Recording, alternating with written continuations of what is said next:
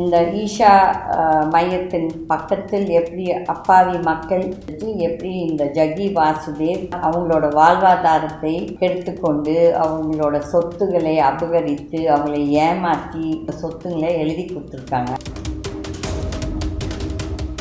கஷ்டத்துக்கு விற்றீங்களா இந்த ஆளுக்கு, இல்லாட்டி உங்களை வற்புறுத்தி வாங்கினாங்களா?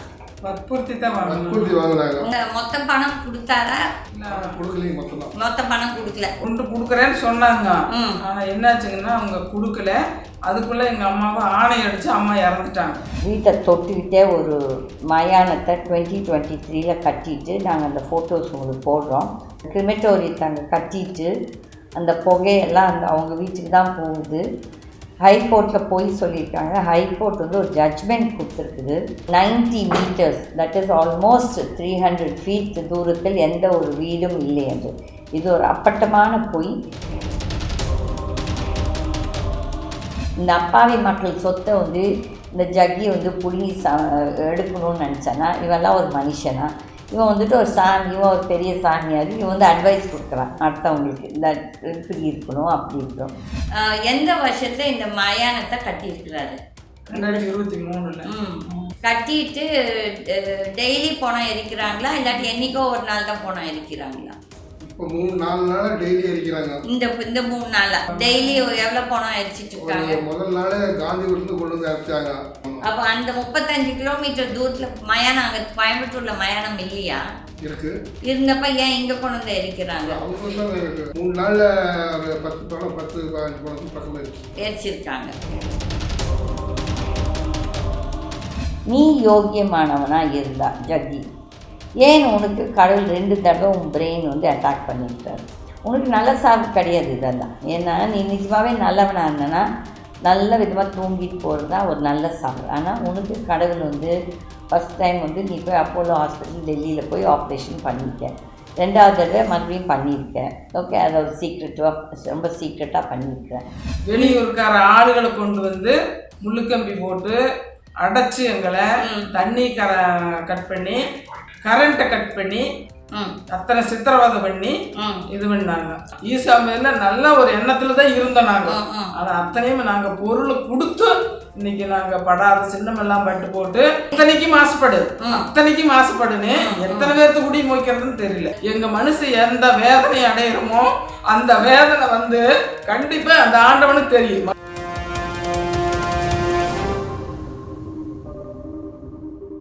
வணக்கம். இது வந்துட்டு ஒரு காணொலி நான் அட்டாச் பண்ணியிருக்கேங்க ரிகார்டிங் ஈஷா. இது வந்து நம்ம நேர்கள் மக்கள் எல்லாம் தெரிஞ்சு கொள்ளணும்.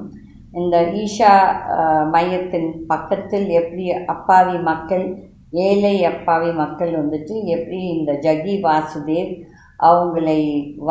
அவங்களோட வாழ்வாதாரத்தை கெடுத்துக்கொண்டு அவங்களோட சொத்துக்களை அபகரித்து அவங்களை ஏமாற்றி இந்த பத்திரங்கள் செய்து அங்கே இருக்கும் அந்த ரிஜிஸ்ட்ரார் ஆஃபீஸ், அந்த பத்திரத்தில் இருக்கும் எல்லா அரசியல்வாதிகள் இந்த ஜக்கி வாசுதேவுக்கு உடந்தை. இந்த ஏழை மக்கள் பாவம் இங்கே ஏமாற்ற மாட்டாங்க, நல்லவங்க நினச்சி இவங்க சொத்துங்களை எழுதி கொடுத்துருக்காங்க. ஆனால் அந்த முழு பணத்தை இந்த ஜக்கி வாசுதேவ் கொடுக்கறதில்ல. அதுக்கப்புறம் இந்த அங்கே இருக்கும் புரோக்கர்ஸ், பல கட்சி நபர்கள் வந்து இவங்களை அந்த பணத்தை ஜக்கிக்கிட்டேருந்து வாங்கிக்கிறாங்களோ இல்லாட்டி வாங்கிச்சு இவங்களை ஏமாத்துறாங்களோ இது தெரியாது. ஓகே, அப்போ வந்து இந்த 2 ஹஸ்பண்ட் அண்ட் ஒய்ஃப் வந்து அவங்களுக்கு அங்கே வந்து 10 ஏக்கரா இருந்திருக்கு. அவங்க 1962 அந்த இடத்துல இருக்கிறாங்க. அதுக்கப்புறம் அவங்க வந்து அங்கே வாழ வந்தது வந்து 1980, தட் இஸ் 1980. ஜக்கி வந்து 1990s மேலே தான் வந்திருக்கிறான் இந்த இடத்துல. ஓகே, அப்போ வந்து இந்த பெரியவர் வந்து ஒரு பஸ் டிரைவராக இருந்து அந்த ஜக்கி அந்த பஸ்ஸஸ் அவர் ஓட்டிகிட்டு இருந்திருக்காரு. அந்த transport buses, government transport buses. அப்படி தான் ஜக்கியை தெரியும் வந்து இவங்களுக்கு இந்த லேண்ட் இருக்குதுன்னு சொல்லி அவங்கள்ட்ட நைஸாக பேசியெல்லாம் அந்த லேண்ட்ஸை எழுதி வாங்கிட்டு அவங்களுக்கு கொடுக்க வேண்டிய காசு முழுசாக கொடுக்கவில்லை. அதுக்கப்புறம் அவங்க வீட்டை தொட்டுக்கிட்டே ஒரு மயானத்தை 2023 கட்டிட்டு நாங்கள் அந்த ஃபோட்டோஸ் உங்களுக்கு போடுறோம். ஹைகோர்ட்டில் வந்து பாவம் இந்த நபருக்கெல்லாம் காசு எல்லாம் இல்லை. இந்த அளவுக்கெல்லாம் வந்து ஒரு கேஸ் போட்டு அவங்களால பண்ணணுன்னா நிஜமாகவே ரொம்ப ஒரு கஷ்டமான நிலைமையில் அந்த இடத்துல ஒரு 52 சென்ட் மிச்சம் இருக்கிறத வந்து அவங்க தங்கிட்டு இருக்காங்க. ஆனால் ஜகி வாசுதேவ் இந்த செமெட்ரி இந்த கிரிமெட்டோரியத்தை அங்கே கட்டிட்டு அந்த புகையெல்லாம் அவங்க வீட்டுக்கு தான் போகுது. ஹைகோர்ட்டில் போய் சொல்லியிருக்காங்க. ஹைகோர்ட் வந்து ஒரு ஜட்ஜ்மெண்ட் கொடுத்துருக்குது. இந்த மாதிரி 90 metres, that is almost 300 feet தூரத்தில் எந்த ஒரு வீடும் இல்லை என்று. இது ஒரு அப்பட்டமான பொய்.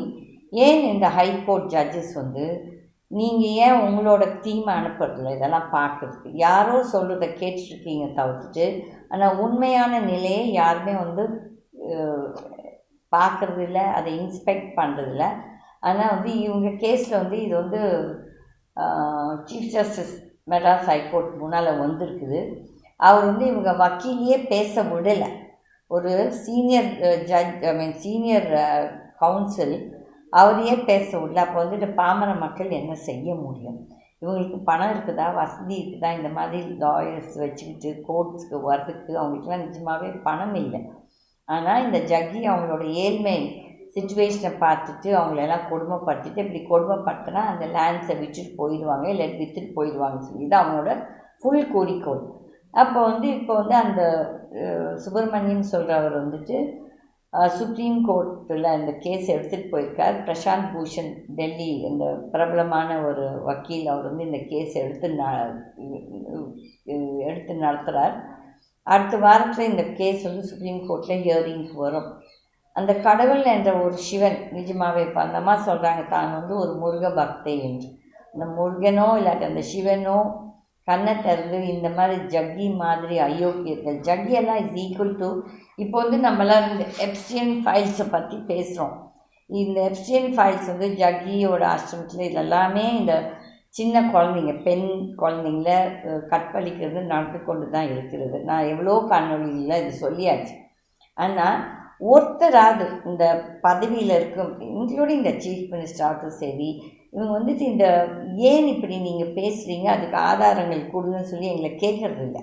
ஆனால் நம்மளை வந்துட்டு மிரட்டுறாங்க ஒரு எஃப்ஐஆர் போட்டு. இதுக்கெல்லாம் பயப்படுறாள் நம்ம கிடையாது. பாருங்கள், நாங்கள் வந்து எதையும் துணிஞ்சிட்டு தான் வந்திருக்கோம்.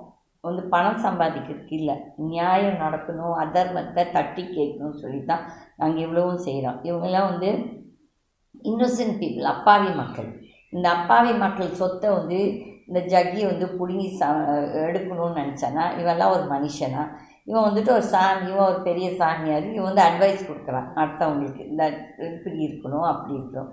நீ யோக்கியமானவனாக இருந்தா ஜக்கி, ஏன் உனக்கு கடவுள் 2 தடவை உன் பிரெயின் வந்து அட்டாக் பண்ணிவிட்டார்? உனக்கு நல்ல சாவு கிடையாது இதெல்லாம். ஏன்னா நீ நிஜமாகவே நல்லவனாக இருந்தனா நல்ல விதமாக தூங்கிட்டு போகிறது தான் ஒரு நல்ல சாவு. ஆனால் உனக்கு கடவுள் வந்து ஃபஸ்ட் டைம் வந்து நீ போய் அப்போலோ ஹாஸ்பிட்டல் டெல்லியில் போய் ஆப்ரேஷன் பண்ணியிருக்க, 2வது தடவை மறுபடியும் பண்ணியிருக்க. ஓகே, அதை ஒரு ரொம்ப சீக்ரெட்டாக பண்ணியிருக்க. அப்போ வந்து நீ ஏதோ பாவம் பண்ணியிருக்கு தானே. நீ நிஜமாகவே நீ சொல்கிறல நான் வந்து சிவன் இல்லாட்டி சிவனோட இது சொல்லிட்டு ஆதி யோகி எல்லாம் நீ கதை விட்டுருக்க. போன ஜென்மத்தில் நான் ஆதி யோகியாக இருந்தேன்னா அப்போ நானும் போன ஜென்மத்தில் ஏதோ சாமியாக இருந்திருப்பேன். ஏன்னா அதுக்கு தான் எனக்கு கிருஷ்ணர் பேசுது. கிருஷ்ணரும் சிவனும் என்னோட பேசி என்ன சொல்கிறாங்கன்னா, நீ வந்து ஒரு ஈவல், நீ வந்து ஒரு டெமன், உன்னை வந்து அழித்தே தீரணும் தான் அவங்க 2 பேரும் சொல்கிறாங்க. நிறைய அரசியல்வாதிகள் அது வந்து இப்போ நடந்துட்டுருக்குது உலகத்தில். வேர்ல்டு ஓவர் நீங்கள் பார்த்தீங்கன்னா இந்த தப்பு பண்ணுறவங்க இதெல்லாம் இப்போ கொஞ்சமாக வெளியே வந்துட்டுருக்குது. இப்போ இந்த எப்ஸ்டீன் ஃபைல்ஸில் பாதிக்கப்பட்ட குழந்தைங்கள்லாம் யார்? சின்ன பெண்கள், அவங்கள வந்து பலாத்காரம் பண்ணி ரேப் பண்ணியிருக்காங்க. அப்போ அதே மாதிரி தான் இந்த ஜக்கியோட ஆசிரமத்துலேயும் அந்த ஸ்கூலில் வந்து அந்த சன்ஸ்கிருதி ஸ்கூல் பிள்ளைங்கள மேலாடை இல்லாமல் அசிங்கமாக இந்த ஆள் பண்ணியிருக்கான். யோகா, இந்த name of yoga, he is trying tantric sex on இந்த பிள்ளைங்க மேலே. இதெல்லாம் எப்படி தமிழில் எனக்கு சொல்ல தெரியல. ஓகே, ரொம்ப அசிங்கமாக இருக்குது, ரொம்ப அருவருப்பாக இருக்குது. இந்த நீதி அரசர்கள் நீங்கள் வந்து அந்த சேரில் மட்டும் உட்காந்துட்டானா நீங்கள் நீதி வழங்கிட்டான்னு நீங்கள் நினச்சிக்காதீங்க. மனசாட்சியோடு நீங்கள் வந்து இந்த கேஸஸை கேளுங்க. மெனி அ டைம் நாங்கள் எதுக்கு இது விமர்சிக்கிறோன்னா நீங்கள் வந்து எங்களை பேச விடுறதில்ல, எங்கள் பாயிண்ட் ஆஃப் வியூ கேட்கணுமே இல்லை. நீங்கள் வந்து ஏன் ஒரு கமிட்டியை வச்சு இங்கே வந்து நேரில் வந்து யாருக்குமே இம்பார்ஷியலாக நீங்கள் வந்து இன்ஸ்பெக்ட் பண்ணிக்கலான்னா பொய் சொல்லிக்காங்க.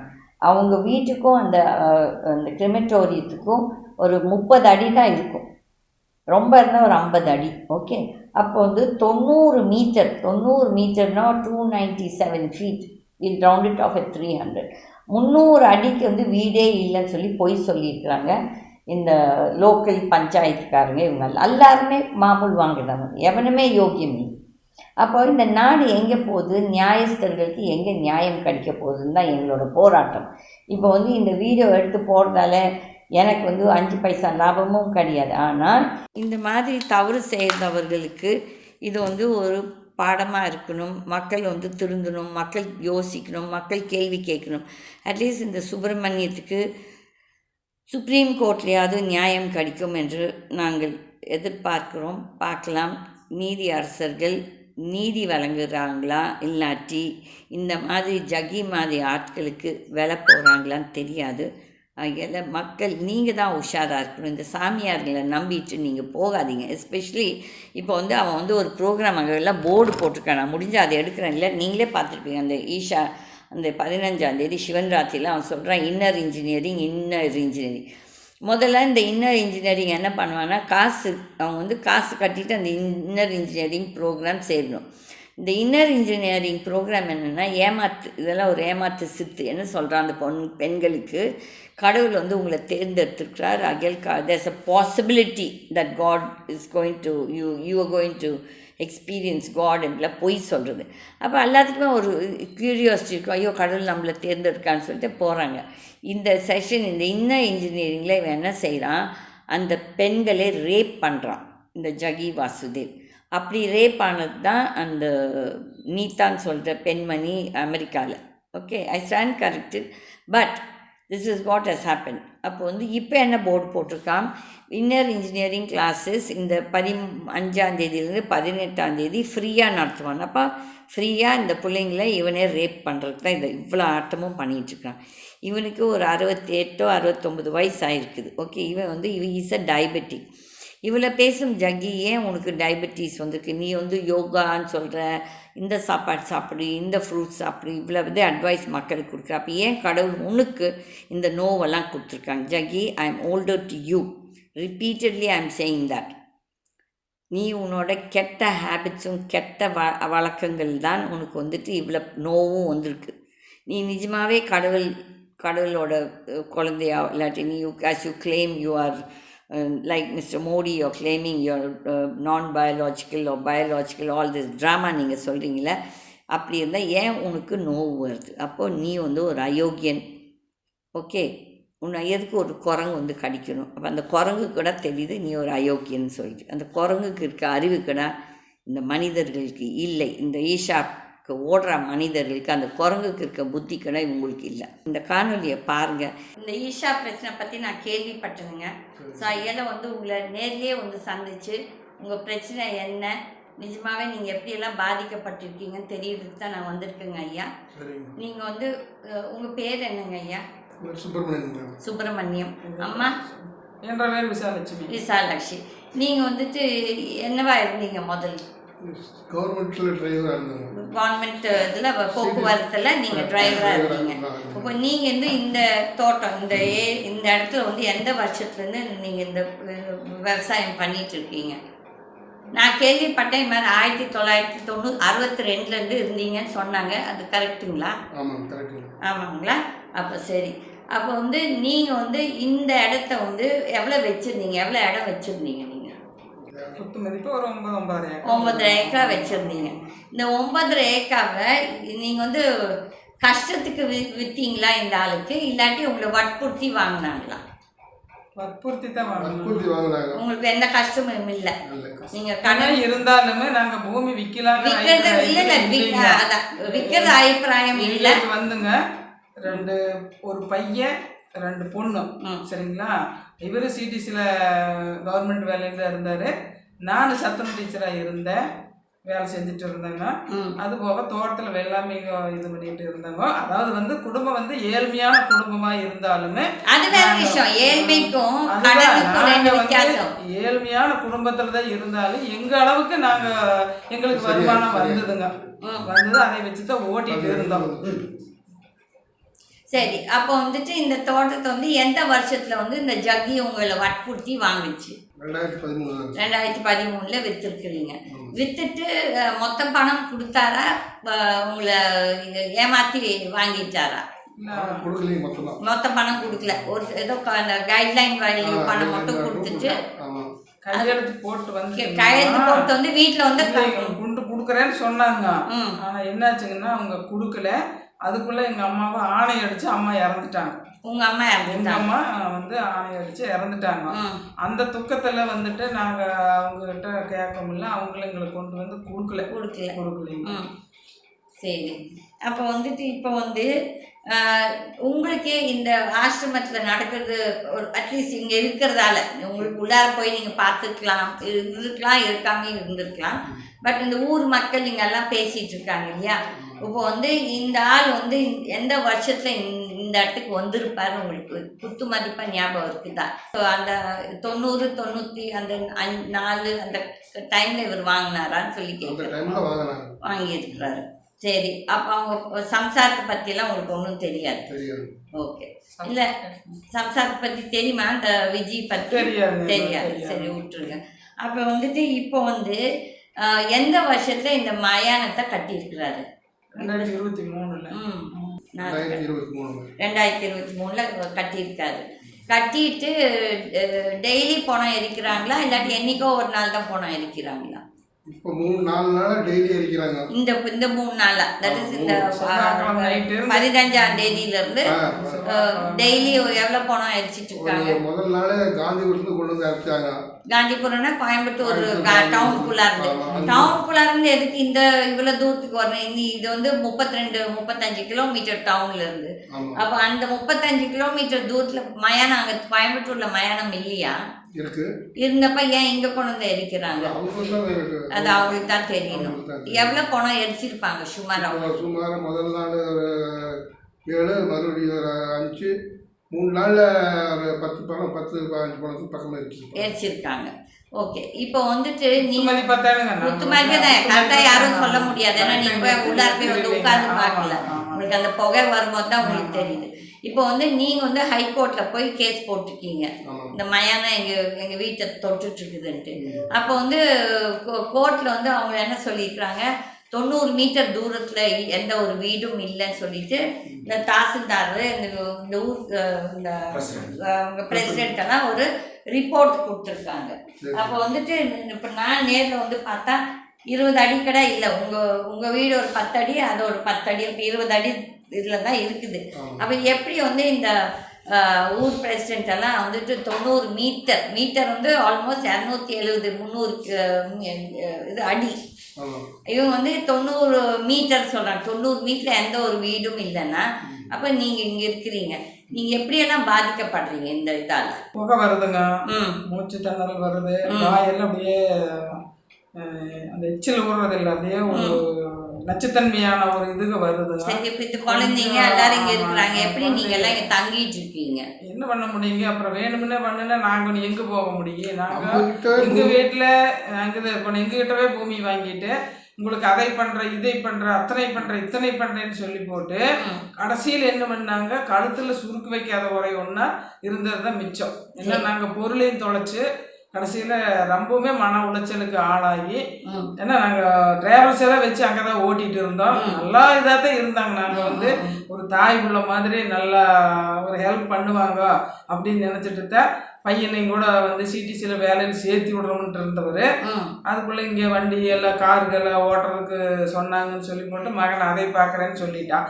கடைசியில் எங்ககிட்ட பூமி கையெழுத்து வாங்கினாங்க. படிக்கிறதுக்கு ஒரு ரெக்கார்டு, கையெழுத்து வாங்கினது ஒரு ரெக்கார்டு, எல்லாம் சுற்றி வளைச்சு உங்களுக்கு பத்திரம் வேற ஒரு பத்திரம் இது காமிச்சிட்டு படிக்கிறதுக்கு கொடுத்தது நாங்கள் படித்தோம். படித்ததில் வந்து ஒரு ரிஜிஸ்டர், ஒரு ரெக்கார்டு, அதில் வந்து 5 ஏக்கரா 7 ஏக்கரான்னு சொல்லிட்டாங்க. ஆனால் முதல்ல கேட்டது எங்களுக்கு தடம் தான் வேணும்னு கேட்டாங்க. மக்கள் போறதுக்கு வர்றதுக்கு இருக்குது அப்படின்னு கேட்டதுக்கு கடைசியில் என்னன்ட்டாங்க, சரி தடம் கூட பூமி மீது பண்ணிக்கிறோம் அப்படி இப்படின்னு சொல்லிட்டு சரின்னு சொல்லி போட்டு பூமி எழுதிட்டாங்க. அதையும் எழுதி வாங்கினது பார்த்தாமீங்க எச்சு பூமி எங்களுக்கு கவுண்டர் வீடு கொடுத்துருந்தாங்க. எங்க மாமனார் மாமியால கிட்டத்தட்ட ஒரு 50-60 வருஷத்துக்கு முன்னாடி இருந்த அங்க கவுண்டர் வீட்டுல தான் வேலை செய்வாங்க. அதனால அவங்க சரி நீ ஓட்டிட்டுரு அப்படிங்கிற மாதிரி குத்தகை மாதிரி நாங்கள் வந்து ஓட்டி எங்களுடைய பராமரிப்பில் தான் இருந்ததை இவங்க சௌரியத்துக்கு அளந்து எடுத்து எல்லா வேலையும் இவங்க பண்ணி போட்டு இதுல யாரும் உடனே நீங்க நினைக்கிறீங்க இந்த ஊர்ல இந்த ரிஜிஸ்ட்ரார் இதெல்லாம் எல்லாருமே உடனேதானுங்க. எங்க வீட்டு பொருள் எல்லாம் வந்து தூக்கிட்டு போறாங்க. சவாரி வண்டி என்ற பையன் உயிரா வளர்த்துவான், குதிரை ஓட்டுவான், சவாரி வண்டி காலை வாங்கிட்டு வந்து வச்சு அப்ப தென்னை மரத்துக்கடியில் நிறுத்தி இருக்கிறோம். அதை வந்து ஜேசிபியில வடக்க மக்கள் தெரியாத அளவுக்கு பார்க்காத அளவுக்கு வடக்க வச்சு ஜேசிபியில் தொங்க வச்சு போய் இன்னைக்கும் அது இருக்குது. ஈசாவில் பெயிண்ட் எல்லாம் அடிச்சு மாத்தி ஓட்டிட்டு இருக்காங்க சவாரி வண்டி. எவ்வளவு ஒரு ஆசைப்பட்டு தூக்கிட்டு போயிட்டா மாதிரி எப்படி அவரோட பைக்கு கொடுத்தாரு, அவர் பைக் அந்த பைக் இப்படிதான் உங்களுக்கு ஏகப்பட்ட பொருளுங்க, கல் ஆலம்புல கல் அடிக்கிற மிஷினு, மோட்ரு, மணல், ஜல்லி, நிறைய சாமானுங்க எல்லாம் தூக்கிட்டு போனாங்க. கடைசியில் நாங்கள் போலீஸ் ஸ்டேஷனில் ஆலந்தோர போலீஸ் ஸ்டேஷனில் போய் கேஸ் கொடுத்தோம். அங்கே வந்து அவர் என்ன கொடுத்துட்டாரு, அழகா ஒரு செங்கலுக்காக அவங்க வந்து ரிப்போர்ட் பண்ணிக்கிறாங்க. அதை நான் பைசல் பண்ணி விட்டுட்டேன்னு அழகா அவர் எங்களுக்கு ரிப்போர்ட் கொடுத்துட்டாங்க. ஆனால் உண்மை அது இல்லை. பொருள் எங்களை பலாத்காரமாகவே தூக்கிட்டு ஊர் மக்கள் சொல்றதெல்லாம் உண்மை. இங்க இருக்க அரசியல்வாதிகள் எல்லாருமே உங்களை ஏமாத்தி அவங்க கிட்ட காசு வாங்கி உங்களை ஏமாத்தி இதெல்லாம் எழுதி வாங்கியிருக்காங்க. இதுல யாரெல்லாம் உடனே அந்த உள்ளார இருக்க சாமியார் ஒத்துறாங்க. சாமியார் பேர் என்னங்க அந்த எழுதி வாங்குறவன்? பசுபதி சொல்ற சாமியார். அதுக்கப்புறம் இது ரிஜிஸ்டார் இதுல இருக்கவங்க எல்லாருமே அவனுக்கு உடந்தையா இருக்கிறாங்க. ஏழைபாளையில வாழ முடியாது. இங்க யாரும் இந்த இடமெல்லாம் இப்படி எல்லாத்தையும் ஏமாத்தி தான் டால் வாங்கி இருக்கான். எங்களை ஏமாத்திட்டாங்க பத்தி நாங்க சொல்ல முடியாது, சொல்லல. அதுக்கு எங்களுக்கு இதுவும் வேண்டாங்க. ஆனா எங்களுக்குள்ள ஏமாத்திட்டாங்க. நாங்க நம்பி இருந்தோம். ஆனா எங்களை அந்த அளவுக்கு ஒரு சாமியாரா இருந்துட்டு அடிக்க வச்சு வெளியூருக்கார ஆளுகளை கொண்டு வந்து முள்ளுக்கம்பி போட்டு அடைச்சு எங்களை தண்ணி கட் பண்ணி கரண்ட்டை கட் பண்ணி அத்தனை சித்திரவதை பண்ணி இது பண்ணாங்க. காசு கொடுக்கல. சாமியாரா இருந்துட்டு ஏழைப்பாள மக்களை படிப்பறிவு இல்லாதவங்களை வந்து முக்கியமா வந்து சிவன்ராத்திரிக்கு பூண்டிக்கு போக முடியாது. மக்கள் வந்து போராட்டம் பண்ணிட்டு இவங்களை விடல. அப்போ ஈசாவுக்கு வர்றதுக்கு சரியான நெருக்கடி டைம்ங்கிறதுனால கெஞ்சினாங்க. சரின்னு நாங்களும் மனுஷழகி இவங்க ஒரு பெரிய ஆளுக்குதான், நம்மளுக்கு ஒரு ஹெல்ப்க்கு இருப்பாங்க அப்படின்னு சொல்லிட்டு நாங்களும் கொடுத்தோம். நம்பி கொடுத்தீங்க. மக்கள் எல்லாமே வேண்டான்னு சொன்னாங்க. இருந்தாலும் நாங்க சொன்னதுனால எங்க பிள்ளை பசங்களும் கேட்டுட்டாங்க. நாங்களும் சரின்ட்டு கொடுத்தோம். கொடுத்தது கடைசியில நாங்க எல்லாமே அனுபவிச்சிட்டோம். நீங்க வந்து ஹைகோர்ட்ல கேஸ் போட்டிருக்கீங்க. ஹைகோர்ட்ல நீங்க இதெல்லாம் புகைப்படம் எல்லாம் போட்ட கொடுத்துருக்கீங்களா உங்க வக்கீலுக்கு? இந்த மாதிரி உங்க இடமும் அந்த மயானமும் எவ்வளவு தூரத்துல இருக்குன்னு சொல்லிட்டு எல்லாமே கொடுத்துருக்கீங்க. எந்த அதிகாரியா இருந்தாலும் சரிங்க, சந்தேகம் இருக்கிறவங்க நேர்லயே வந்து பாக்கலாங்க. பொய்யெல்லாம் நாங்க பேச வரல. எங்களுக்கு பொய் தேவையில்லைங்க. நாங்க ஒருத்தர் ஏமாத்தி பொழைக்க வரல. எங்களுக்கு அது வேண்டாம்.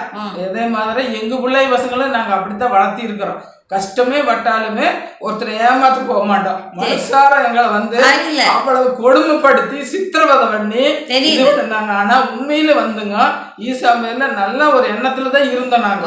ஆனா அத்தனையும் நாங்க பொருள் கொடுத்து இன்னைக்கு நாங்க படாத சின்னமெல்லாம் பட்டு போட்டு என்னமோ ஊர்ல வாழ்ந்துட்டு இருக்கிறோம். எங்களுக்குன்னு ஒரு ஆண்டவனுடைய ஒரு பக்தி இருக்கிறதுனால நாங்க வந்து முருகன் பக்திக்காரர்கள். அந்த எங்களுக்கு அந்த ஆண்டவனுடைய அருள்னால நாங்க இந்த இடத்துல வாழ்ந்துட்டு இருக்கிறோம். மற்றபடி இல்ல இப்ப நான் என்ன சொல்றேன்னா, இவன் வந்து ஒரு சாமியாரா இருந்துச்சு, அடுத்தவங்களுக்கு எல்லாம் உபதேசம் சொல்லிட்டு இப்படி மக்கள் அத்தனைக்கு மாசுபடு, அப்பாவி மக்களை வந்து அத்தனைக்கு மாசுபடுன்னு எத்தனை பேர்த்து குடி மோய்க்கிறதுன்னு தெரியல. ஆனா பூரா நெல் விளைஞ்ச பூமி. எங்களுது லாரி மாச கணக்குல சமக்கு. துடியலூர் கொண்டு போங்க, துடியலூர் கொண்டு போங்க வாங்கி நாங்க ஏமாந்து கொடுத்துட்டோங்க. ஆனா இன்னைக்கு மாதிரி இருந்தோம்னு பாருங்க, பூண்டி மெயின் ரோடு விட்டு இறங்க கூட மாட்டேன். இப்ப நான் கேள்வி மாட்டேன். நீங்க வந்துட்டு ஹைகோர்ட் உங்க கேஸை நிராகரிச்சு உங்க வக்கீல பேசவே விடலன்னு சொல்லிட்டு கோர்ட்ல இருந்த ஒரு சிலர் இந்த கேஸை பார்த்துட்டு இருந்தவங்க எங்ககிட்ட வந்து பாக்கட்டுங்க. உண்மையே பார்த்துட்டு இருந்தவங்க சொன்னாங்க. அப்புறமேல உங்கள் கேஸ் டிஸ்மிஸ் ஆனதெல்லாம் நீங்கள் வந்து இப்போ சுப்ரீம் கோர்ட்டுக்கு போயிருக்கீங்க, அப்படி தானேங்க? அப்போ சுப்ரீம் கோர்ட்டில் உங்களுக்கு வந்து பிரசாந்த் பூஷன் சொல்கிற பெரிய வக்கீல் உங்கள் கேஸை எடுத்து நடத்துகிறாரு இல்லைங்களா? அதனால நீங்கள் இப்போ இந்த கேஸை வந்து நீங்கள் எல்லா ஆதாரம் கொடுத்துருக்கீங்க. அதனால நீங்கள் வந்து நியாயம் நியாயம் வேணும். சுப்ரீம் கோர்ட்டில் நீங்கள் நாடி இருக்கிறது வந்து நியாயத்துக்காக, நியாயம் கிடைக்கும் என்று நீங்கள் எதிர்பார்த்து போயிருக்கீங்க. அதனால இந்த காணொலியை பார்ப்பவர்கள் நீங்கள் வந்து நாங்கள் அட்டாச் பண்ணுறோம் உங்களுக்கு இந்த ஃபோட்டோஸு, இந்த இது எப்படி மயானம் எவ்வளோ பக்கத்தில் இந்த வீட்டு பக்கத்தில் இருக்குதுன்னு சொல்லிட்டு மக்கள் பாருங்கள். ஒரு சில யாருன்னா பிரதிநிதிகள், இது அரசியல்வாதிகள், மந்திரிகள், இந்த ஜட்ஜஸ்ஸு யாரெல்லாம் இந்த காணொலியை பார்க்குறாங்களோ நியாயம் என்ன என்று பாருங்கள். இது வந்துட்டு நாங்கள் நீதிக்காக தான் போராடுகிறோம். அதனால இவங்கெல்லாம் ஏழைப்பாளை மக்கள், இது அவங்க வீடு, அவங்க தங்கும் வீடு. இந்த ஒரு சின்ன இடத்த வந்து அவன் வந்து அபகரிக்கணும்னு நினைக்கிறான் இந்த சாமியார். இவனை இந்த மக்கள் நீங்கள்லாம் நம்பிக்கொண்டு இருக்கிறீர்கள். ஆனால் நேர்காணலாக நாங்கள் வந்து உங்களுக்கு இந்த பாதிக்கப்பட்ட 2 இந்த குடும்பத்தினரிடம் அவங்க வீட்டில் இருந்தே இந்த காணொலியை எடுத்திருக்கிறோம். உங்களுக்கு எதனா சொல்ல விருப்பம் இருக்குதா? இது மூலியமா 52 சென்ட் கேட்டாங்க, நாங்க குடுக்கறது இல்ல, வெகு காலமா நாங்க இங்க இருக்கிறோம், அதனால நாங்க கொடுக்க முடியாதுன்னு சொன்னோம். அதனால எங்களுக்கு வீட்டு பக்கத்துலயே வந்து மயானத்தை கட்டிட்டு எரிச்சிட்டு பலாத்காரம் பார்த்துட்டு இருக்கிறாங்க. அந்த அளவுக்கு எல்லாம் போராடுறதுக்கு எங்களுக்கு எல்லாம் சக்தி கிடையாது, வசதியும் இல்லை. எங்களுக்கு அடுத்தவங்க சொத்து வேண்டாம், எங்க சொத்தை எங்களுக்கு போதுங்க. எங்களுக்கே வம்பு தெரியுங்களா? மக்களே நீங்க பார்க்கும் இப்ப பாருங்க காணொலி நேரில் அவங்க வந்துட்டு அந்த பாதிக்கப்பட்ட பதில் சொல்லுங்க. வயசான எங்க மனசு எந்த வேதனை அடையிறோமோ அந்த வேதனை வந்து கண்டிப்பா அந்த ஆண்டவனுக்கு தெரியும், மக்களுக்கு தெரியுதோ பணத்துக்கு ஆசைப்பட்டவங்களா இருந்தாலும் சரி, பொருளுக்கு ஆசைப்பட்டவங்களா இருந்தாலும் சரிங்க. நாங்க வந்து ஒரு பில்லு கோசு ஈசாவுக்கு வந்து நாங்க காணாமையோ கண்டோ நாங்க எடுக்கல, வாங்கல, திங்கல. ஆனா பொருளையும் வாங்கிட்டு எங்க சொத்தையும் வாங்கிட்டு எங்களை அத்தனை சித்திரவதை பண்ணாங்க.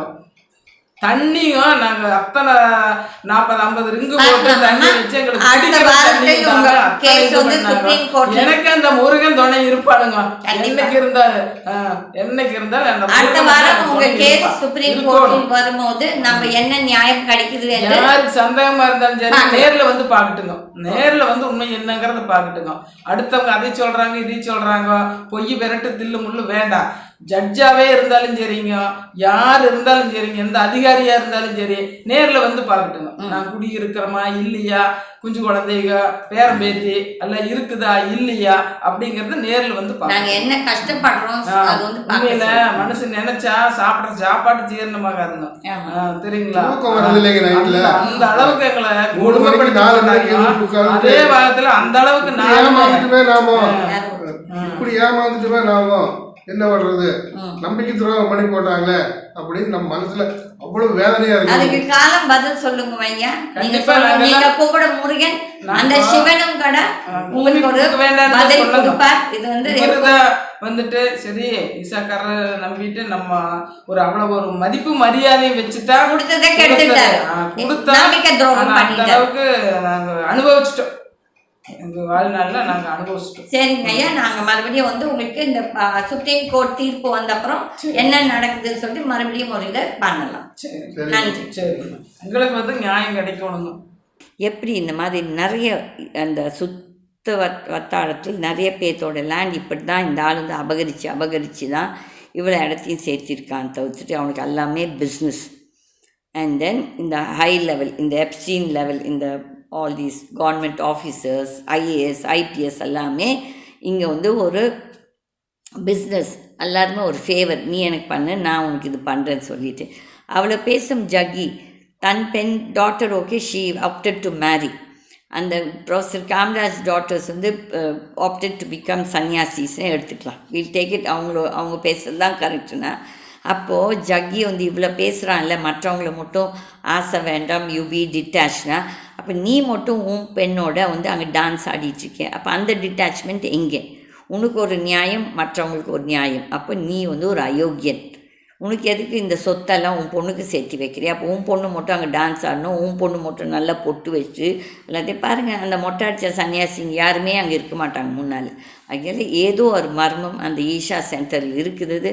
கடவுள் வெகு சீக்கிரத்தில் இது எல்லாத்தையும் எக்ஸ்போஸ் பண்ணுவாங்கட்டு என்னோடய நம்பிக்கை. ஏன்னா என் கடவுள் சொல்கிறதால தான் நான் இவ்வளவும் பேசுகிறேன். எனக்கு இதில் தேவையில்லை எனக்கு. ஓகே, மக்கள் மக்கள் மக்கள் மறுபடியும் எப்போவும் சொல்கிற மாதிரி நீங்கள் உஷாராக இருங்க.